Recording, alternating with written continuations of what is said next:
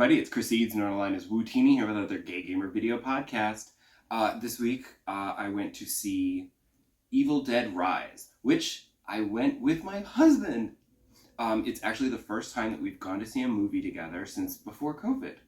Because I went back, he wasn't comfortable going back, and he's only ever gone back to the movies to see a couple of things, but not with me, because they were Marvel movies, and I like to see them in IMAX 3D, and he hates 3D, so he would just be like, I'm just going to go to the neighborhood theater, it'll be quieter, and it'll be fine. So, this is actually the first time we've gone to the movies together, in a long time, years. So, I just wish it had been a better movie that we'd gone to see, but he was really excited for it, so, and he enjoyed it, so, it's not bad. It's a gruesome little horror movie with lots of juicy gore. And I appreciate that there's practical effects. There is a lot of, excuse me, there is a lot of CGI, but there are quite a bit of practical effects, which I do appreciate, because they always look a little better. The story is simple. It's just enough of a premise to get the demons loose and killing people and possessing people and that sort of thing, as you expect. The acting is fine. I read that this was actually meant to just go for HBO Max and streaming, but then it got good test results, so they decided to release it in theaters. Because it feels like that. It feels very low budget. There's nobody in it that you recognize, and everybody's just sort of like, they're okay. I also wonder if the opening scene and the epilogue were added on later, because there's like an opening scene where like the stuff happens and then it like starts the real movie, and then it takes a long time for things to get going. So I wonder if they were like, oh wait, this is really boring for like the first half hour. Let's tack on a little something in the beginning to like juice it up and get people to go, look, we're excited for this, but you're gonna have to wait a little while before that happens again. Sorry. But I don't know. I haven't seen anything about that yet.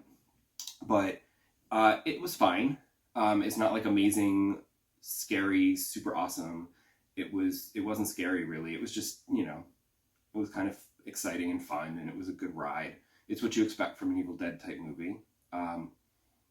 Crazy gore, over-the-top insanity,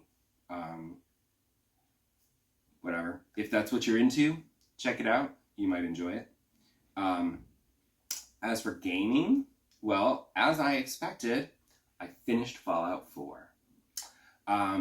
Because, like I said in the last episode, I felt like I was very close to the end, but I wasn't sure how close. And after going through the Institute, and being non-committal, because they're like, we want you to join us. And I'm just like, I'm not so sure I want to join the Institute. I was given an Institute quest, and I'm like, well, I don't want to do an Institute quest. So I was like, F this noise. And I left, and I went back to the Minutemen, and I said, hey, Sturgis, here's that data you wanted me to steal from their computers. And he's like, great, I'll analyze this and see if we can use it. And then I'm like, okay, now what? And I'm looking at my quests, and I'm like, okay, what am I supposed to do? And I'm like, am I supposed to wait a while for Sturgis to get the data? And like, how long do I have to wait? Do I have to do a couple of side quests first? Like, what am I supposed to do? So I decided to look in a walkthrough, because I was like, I don't know what to do. And I'm glad I checked, because it turns out that Sturgis will not come back to you to start the next quest until after you are an enemy of the Institute. There are a few ways to do this. The easiest way, unfortunately, would have been to say, no, I don't want to join you. That would have been perfect, but I didn't know that, so I didn't do that. And I was not going to do doing the Brotherhood of Steel quests until you make an enemy of the Institute, because I don't want to spend another week doing side quests for a faction that I don't even want to do side quests for, because I don't like them. So I was like, well, what if I go and do that Institute quest, but I kill the courser I'm supposed to work with? Maybe then I'll be labeled an enemy of the Institute. But that didn't work. He wouldn't die because he was like a core quest element or whatever.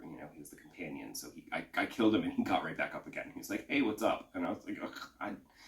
And I thought, well, maybe I can get to the end and like not take the rogue synth back to the Institute. Maybe I can that's when I can like side with the synth over the courser, or I could kill the synth or whatever. I don't want to kill it, but whatever.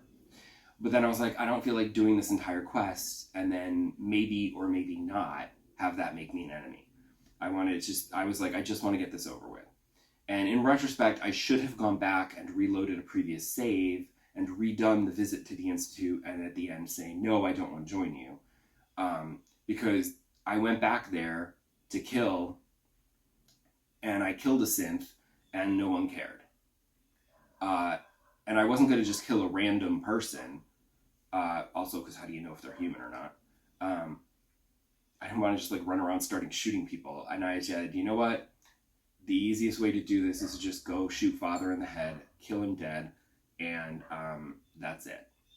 So I shot Father in the head and then fought my way out of the Institute.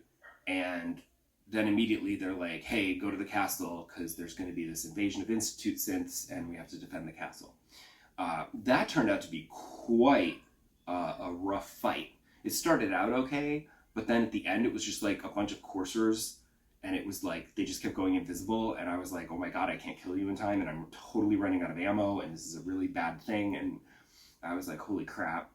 And also I was out of grenades, which I was like, where did my grenades go? They literally just disappeared from my inventory, and I didn't use them. So that was really annoying. I think that was a glitch.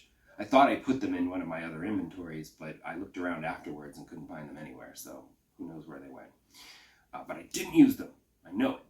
And that actually turned out to be a more difficult fight than actually the following mission, which was the very final one, which was to invade the Institute.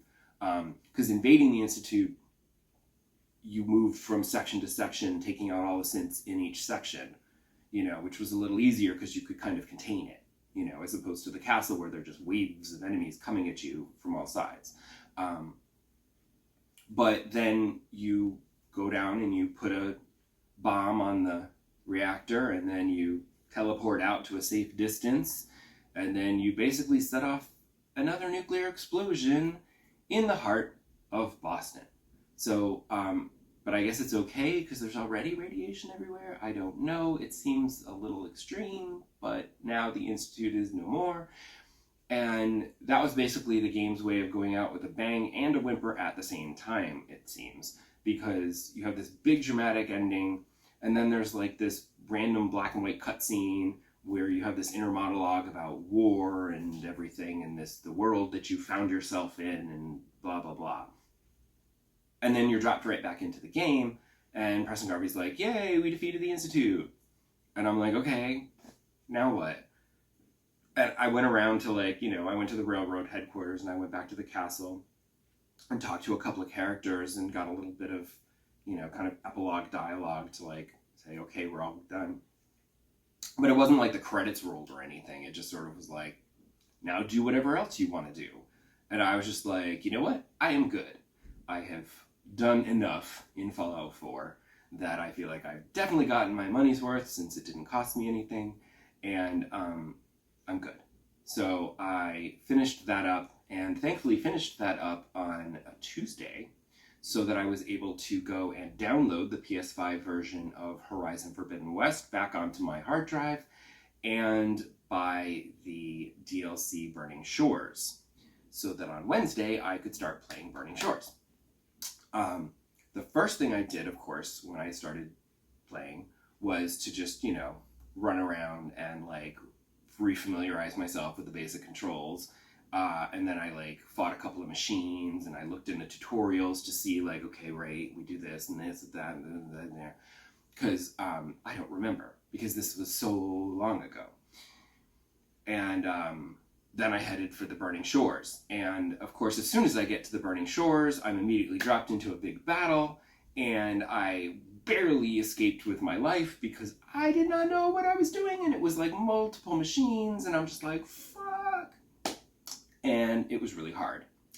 Then the story got progressed, and then I decided I'm not going to do the main story, I'm going to do this side quest because it might be a little easier. I can do a little exploration, maybe kill some smaller machines and get more used to the combat again. Unfortunately, the side quest, there was like the first part of it was like rough because there was a bunch of machines, but I was able to like run around and hide and do stuff, and I took them out one by one, and it was okay. The second part was horrible because there were these three water wings, new enemy, and if you try to attack one of them, they will obviously attack you, but then the other two will come in for backup, and then you're dealing with three giant birds attacking you from all sides, and it was rough. And I almost died a few times, but I did not, and I did eventually kind of get the hang of it and got a little better at it.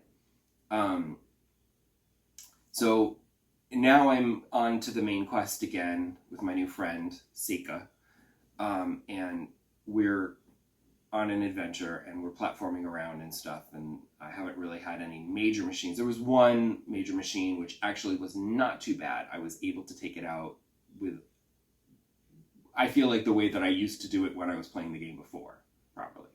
You know, a little difficulty, but I wasn't like all over the place almost dying. Because this is the problem, is that when you play DLC, the game came out like a year ago.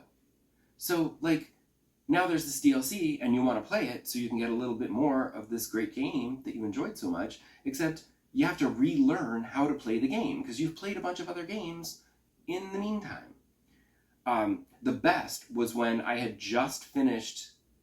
The best way to do it is to wait and play a game once like the deluxe collected full edition is out that contains all of the DLC, and then you can play the DLC with the main game and it's all great.